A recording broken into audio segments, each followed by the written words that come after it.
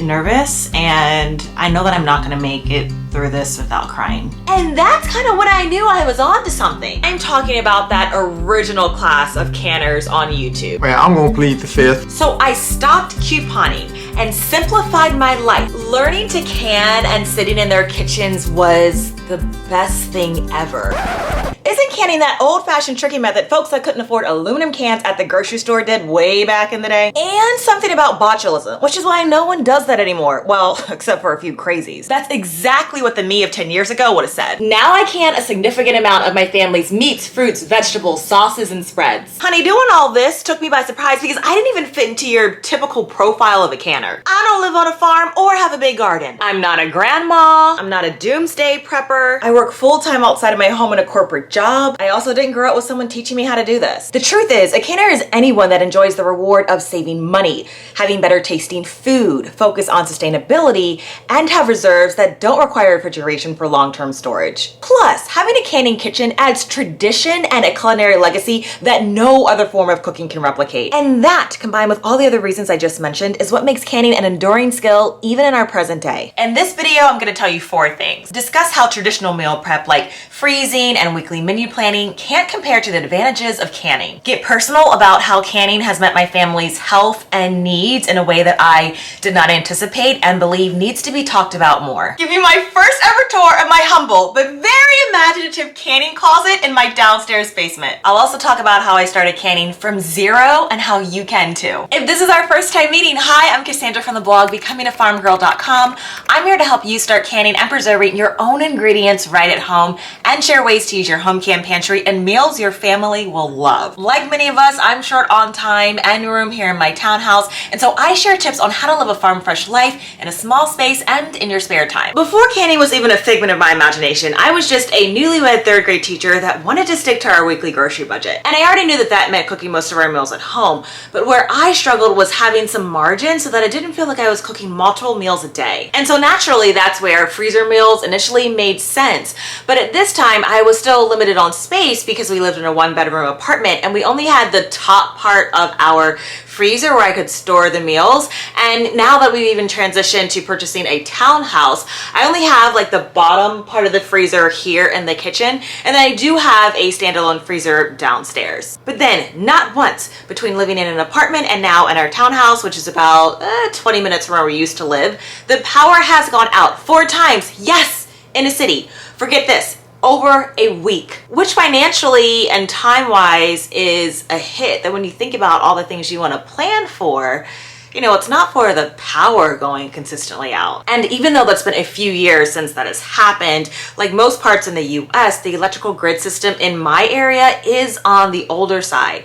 So in my mind, it is only a matter of time before a snow or ice or thunderstorm knocks the power out again. Which is why I'm hesitant in putting all of my eggs in one basket, so to speak, with freezing or refrigeration. Plus, freezer cooking is a lot, especially if you're making more than a few meals at once. Now, while I was absolutely excited about all the meals that I had made, the long hours in the kitchen made me wonder if I had really saved any time. And by the time I could escape from the kitchen, usually this was on a Saturday or a Sunday, and spend some time with my husband, you know, watching a show, there I'd be asleep on the couch a few minutes later. Now, Trey never said anything to me about this because he knows it would be a your wife or your life situation. It just felt like robbing Peter to pay Paul, and so I eventually just stopped making full entree freezer meals. And I just stuck with the very simple things like buying beans in bulk, cooking them and freezing them, or buying whole chickens, breaking them down and making my own like bags of legs and thighs, etc.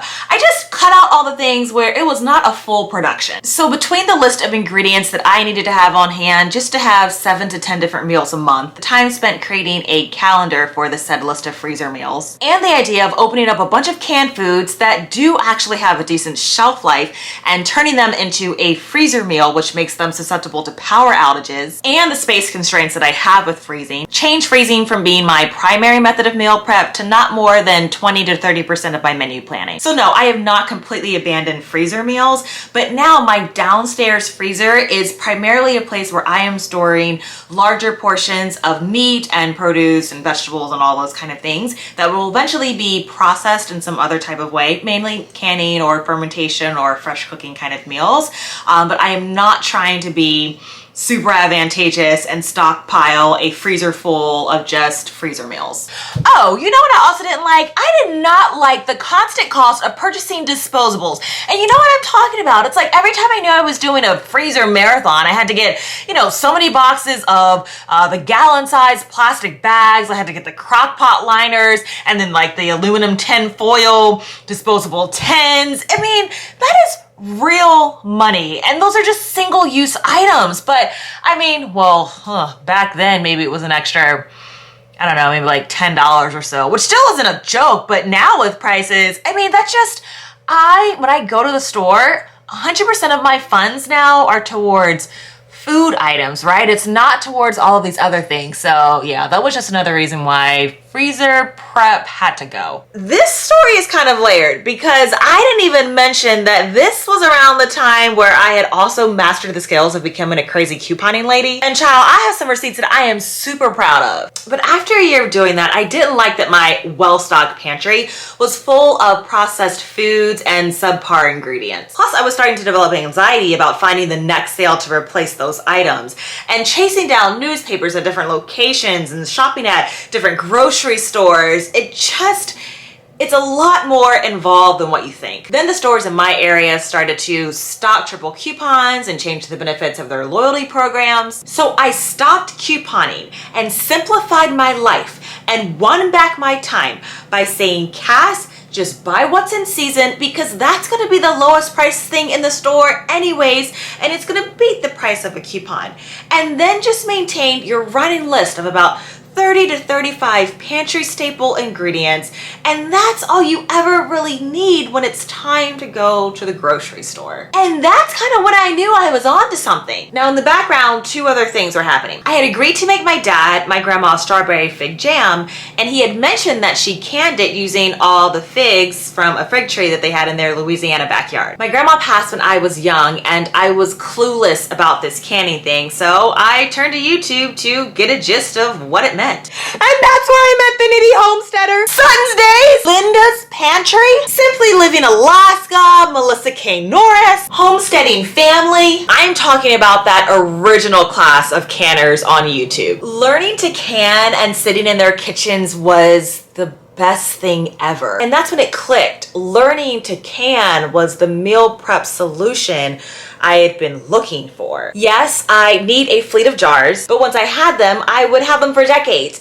and they could cheaply be found at thrift stores or at seasonal sales. Plus, everything would be fully cooked, didn't need to be defrosted, and I could stockpile meats, veggies, soups, and sauces well beyond what my cupboard's fridge or freezer size, and I didn't need electricity to safely store it. Plus, I was giving myself a window of 1 to 3 years for an expiration date and had a scale that allowed me to control the salt, sugar, and seasoning. Plus, I could scale my meal prep at a pace that made sense to me, and each year would only get better. I was able to buy fresh and seasonal, which is cheaper than canned, focus on processing a simple, single ingredient 1 to 2 nights a week, and almost a year and a half later offset a lot of my tin can purchases. You don't have to rely on commercial brands and their fluctuating prices and whether or not it's safe or being recalled or the cost of aluminum, because you have your own production system right in your very own home. And so that's pretty much how I shop now. I buy fruits, vegetables, meats, and whatever else when it's in season so that I have enough to eat fresh and enough to put away for later on,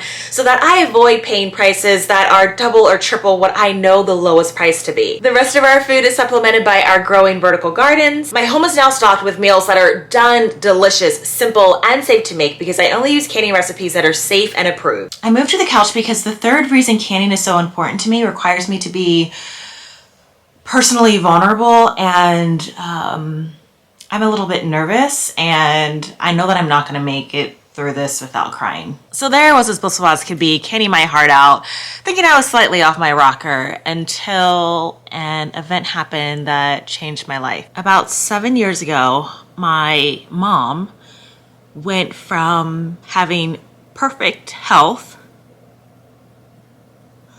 to losing control of her tongue, jaw, and her bite. She went from being perfectly articulate to having slurred speech and it being very difficult to understand her when she spoke. The deterioration happened so quickly, like within a matter of months, and I'm up here in Maryland and they're in Florida, and so my dad started taking her to all of these specialists, but no one could tell us what was going on and we were getting conflicting advice. So I told her, I said, Mom, come up here. We have all these medical facilities, University of Maryland and Johns Hopkins, and I booked like 7 different appointments just so we could, figure out what was going on. And so we did that. But again, it was so frustrating because everyone had a different diagnosis and I was losing my mind on Google, like trying to figure out what was going on, what was happening, the next steps that we could take. And by this time we were almost a year into things and she had dropped so much weight because there were just so many foods that she couldn't eat anymore because her capacity to chew them just it wasn't there. So I remember when we got home from like maybe our 4th or 5th appointment, and I was disappointed with the vagueness from the doctors, and I was rushing up, back upstairs to start doing more research, and my mom comes into my office and she's like, Cass, I appreciate all you're doing, but I don't want to do this anymore. I don't want to get surgery. I'll continue doing therapy, but this running around to appointments has to stop. I'll be okay. God's giving me peace about this. So I got up and pivoted to making dinner for that night, which I was going to make some chicken breast and some other vegetables. And I told Mom, and she was like, she hadn't been eating chicken breast because, again, of her inability to bite. And, it just broke my heart because I didn't want to see her. She was supplementing a lot of her diet and getting her calories in with, Ensure and, Pedialyte and things like that. But something clicked in my mind, and I realized that just like 2 weeks ago, I had canned chicken breast for the first time ever. And I hadn't actually tasted it. I knew that the jars were sealed and they were good to go. But I said, hey, Mom, do you want to try some chicken breast that I canned? It's going to be super tender, moist, and flavorful. I mean, all the things that I only heard other canners talk about, but I hadn't tried it for myself. And then I had also grabbed a jar of asparagus, which I personally didn't enjoy because it didn't have that crunch, which is my preference. But I thought, you know what, this might be soft enough for Mom to eat. And then I also grabbed a jar of the sweet potatoes as well.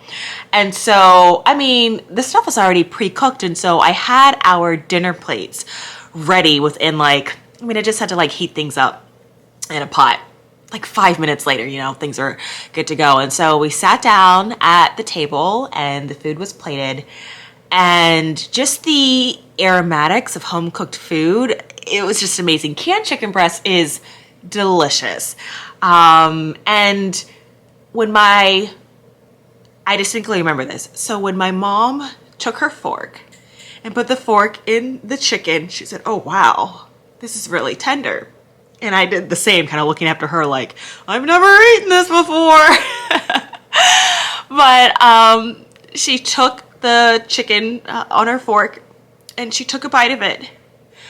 And when she did, she just paused. Well, she ate it, but then she paused and just teared up a little bit and said, this is so good, Cass. I'm going to need to take some of this back. I haven't tasted this in so long. And then she moved over to the asparagus, which is super tender when you can it, and did the same thing. And also the sweet potatoes, which just melt in your mouth. And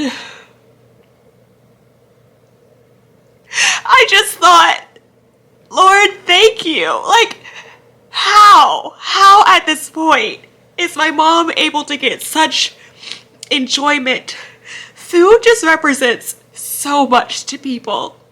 You know, it's being able to break bread and share a meal, and just, my mom had missed out on that, you know, for almost a year at this time. And I knew then that I would be canning for my parents here on out, just point blank, period. You know, that I was no longer just canning for me. I was no longer just trying to fill my pantry, that I would make it an effort. You know, I still can't do as much canning as I want to do, right? I wish I could can all the things. Each year, I just have it as a goal to scale up, like the quantity and different things like that. But I know for me, and sometimes I'm like, you know, now that I'm on YouTube, I'm like, oh man, like I don't have, my pantry maybe doesn't look as stocked as it should, because I don't show you like all the times that my parents come up and whatever else. But I mean, they are always shipping me jars. I'll just come home and have like a package, you know. Oh, sorry, hold on. Like a package, you know, from Amazon, that's just like full of like the ball jars or, you know, lids and different things like that. And whenever they're up here, they always help me process the food. But I knew at that point that canning was going to be my contribution to addressing my mom's medical condition. And you'll hear from her in a bit. And yeah, from that point on, when I think about bringing food into my home and putting it up, I want to be able to have my mom and my parents come over here and just pick from whatever they want. And my mom enjoys my canning so much, and I'm so glad that between the cost of what my home can pantry can provide and what they would have to be paying, you know, at a grocery store, it's just, I mean, the savings is definitely there. But then also there's things like I can control the salt and the sugar and all of those different things. And, you know, it's not ideal that my parents live so far away at this point. Quite honestly, my ultimate dream is that we eventually just have this, you know, not huge, but property together on a couple of acres. I'm working on it. But until then, because they are at a distance, I somehow feel that every time I get a text message from them or a phone call, or they send me a picture of like, hey Cass, we're having your, you know, fill in the blank that I can for them tonight for dinner. It's a way that I can care for them, even though we're at a distance. And that is a feeling that I treasure. It means so much to me because it is fulfilling a need. Usually it's maybe part of an ingredient that we processed together when they were up here, or it's just an entirely brand new recipe that I'm excited to share with them. And I feel like I'm rambling a little bit, but like I can't repeat this in every single canning video that I make. I can only talk about how like it saves you money, and it does. You know, you're going to eat so much healthier. You can support local farmers. So true. And when you least expect it, it will come through for you. In this next part of the video, I sat down with my parents, and in their own words, here's how my enjoyment of canning has touched them too. I really enjoy my daughter's canning. The foods that she prepares for me are very tender and easy for me to chew and digest. After warming up the chicken breast, thighs, and turkey, they break apart while eaten with a fork. No knife is needed. Can you believe that? I'm dealing with TMJ and a mandibular disorder, so the canning is very beneficial for me. Her canned white and sweet potatoes are soft as well as the carrots. Now let me tell you about the red beans, the kidney beans, and the navy beans. They are so tender. Moving right along, I enjoy her pears, apples, and peaches and their natural juices.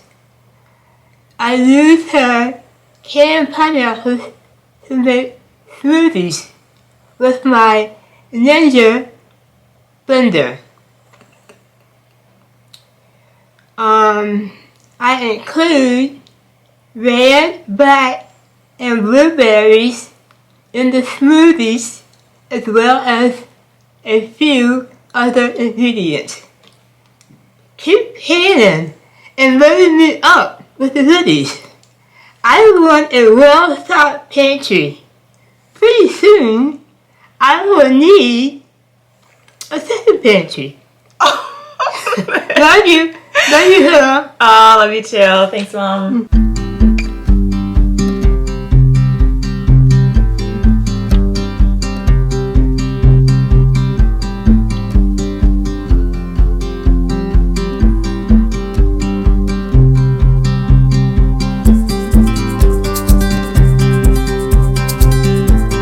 If you're thinking my mom is an amazing woman, you be right. And all the more, I hope that you can see how quality moments like this are, yes, about the food, but also so much more. All right, Dad, so you are the person who got me started with canning. All of those many years ago, when I finally, after hearing about Grandma's strawberry fig jam recipe my entire life, we made that recipe, I canned it so that you had a few jars to take back, but from then on, Dad, it has just exploded into all the jams, jellies, fruits, vegetables, meats, all of that. So what has been the most surprising to you in terms of my, like this whole canning journey? Well, I'm going to plead the fifth. I would neither confirm nor deny that I am the reason for this. So, but I can say that for whatever reason it is, it's been good. It's been good. The different things that you've discovered, the different ways to prepare meals. I mean, just taking what in the past, when I come up here, was just a grilled cheese sandwich or 2 pieces of bread with meat and cheese and mayo in it. These days, I don't know if you even have mayo in the house anymore. I do. But now these other different things, a lot of them, your own creations and stuff, just totally puts a new spin on the taste of food. Mm-hmm. And, after a while, you start to lose the enjoyment of food, and just changing just a little bit of the taste and the way you put it together, all of a sudden you can rediscover something as simple as a piece of turkey. So it's been good. Been good. All right, excellent. Thanks, but Dad. again, I will neither confirm nor deny that I am the reason. I plead the fifth. There's some generation skipping. Yeah. And, it's just something that, like, your great-grandmother, Big Mama, and then Mama, and all of her brothers and sisters, her sisters used to do. Right. And then for some reason, it's not only the canning, it's the quilting, it's the gardening. Yeah. All of that stuff is stuff that, when I was growing up, Mom, my aunts, Big Mama, they just did. Right. And I don't know. Maybe there's a lot more of this DNA thing than we think and stuff. And all of a sudden, these traits, desires, and passions and stuff, they skip a generation and they come back, and you look at the person and you wonder, hey, this person was born 30 years, 40, 50 years later than they should have. They should have been born back here because their passions and likes are from the old age versus now, which is good. Again, food was made to taste good, not just to fill you up. Right, everybody? Door is still totally knocked out. Now I'm getting ready to do something, and look at you. The top part of one of my kitchen cabinets stores my preservation tools and canning recipe books I'm currently using. I keep my canning and preserving journal here so that I can track the dates, quantities, and recipes of what I'm preserving. You can find this downloadable and reusable canning journal in the link below.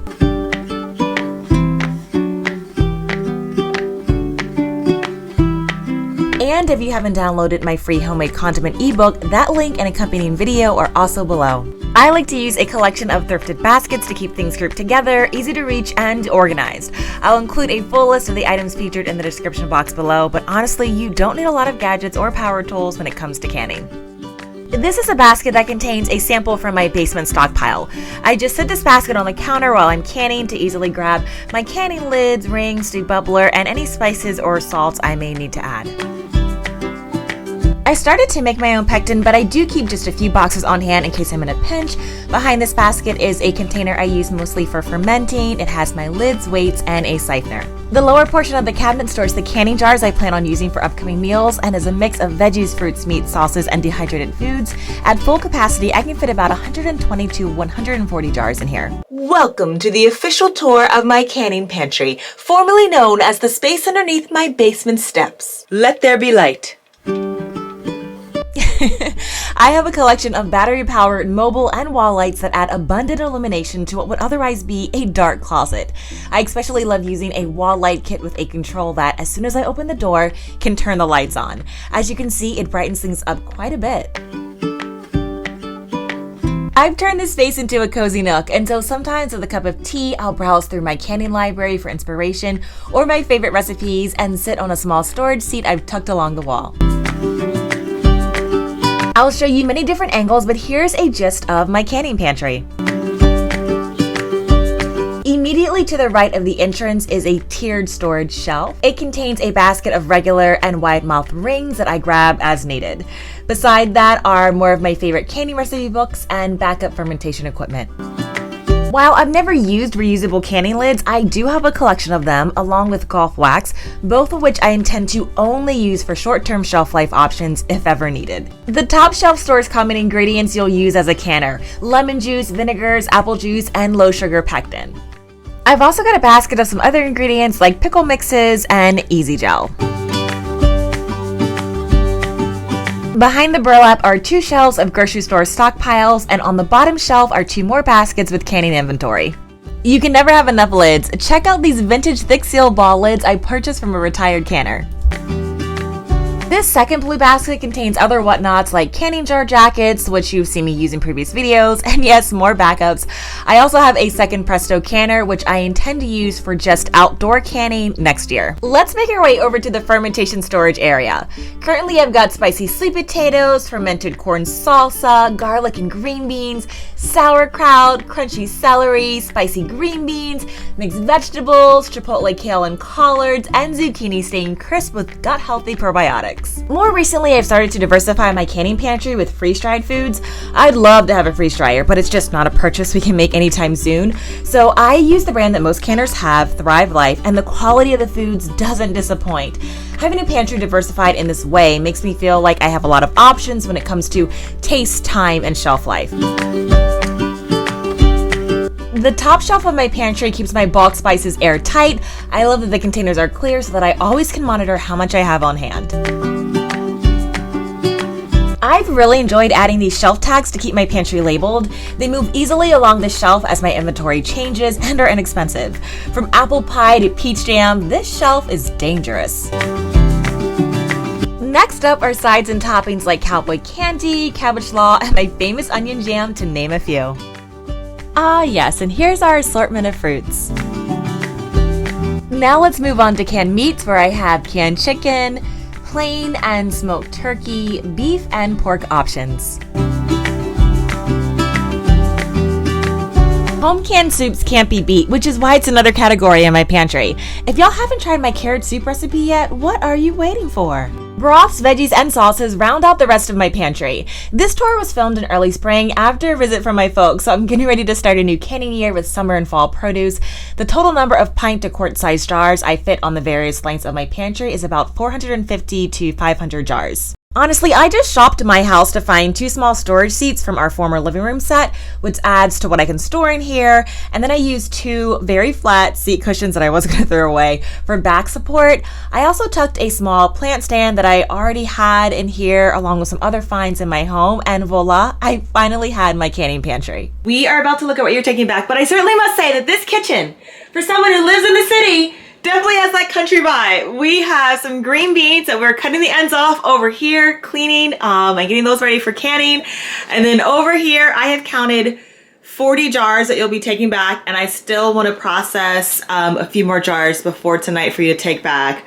But I am super excited about this batch because we not only have, well, the majority canned foods, but we also have some ferments and dehydrated foods. Oh my goodness, I'm sending you back in my green stock boxes, my incubator for the quail, and yeah, so let's go ahead and take a look at what we have here. Mom, these are the fermented sweet potatoes.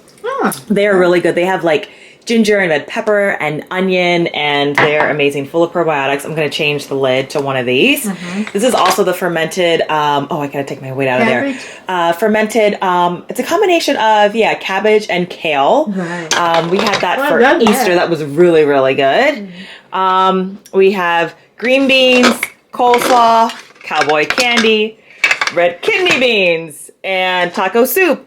The pineapples that are flavored in, Dad, these are some dangerous syrups that I put them in. They are so sweet. I think one of them is actually pear juice. The cranberry steak sauce. The breakfast patties, Mom. These are ready to go. That's what's in there. What else do we have? Pears. What else is in here? Chutneys. More green beans. The carrot and fennel soup that Dad is raving about. These are lots of soups, Mom. This is a chicken and gravy dinner. Thank you. And then over in here we have more green beans, chicken breasts, diced ham, regular carrots, mushrooms. Dad, how many mushrooms did you want? There's only like 2 pints. I have lots of mushrooms. Okay, yeah. So I can make omelets with the mushrooms. Yeah, and do you see this gorgeous broth, Dad? They are marinating in a French onion broth. Yeah. Or beef I broth. like mushrooms in my omelets. Look at these beautiful pears. Okay, I'll add some more. Right. Yeah, and then what do we have? Oh, these pineapples are like in a cinnamon sauce that are so good. And oh yeah, more French onion soup, homemade. All right, y'all, 40 jars. Thank you. And counting. And what? Counting. Yeah, exactly. It'll probably be 46. What about these here? These going to? Yes, I'm gonna take those Okay. too. So you probably have like 46 jars, and I'll probably bump it up to 50. How do you guys feel about that? Is that worth the road trip?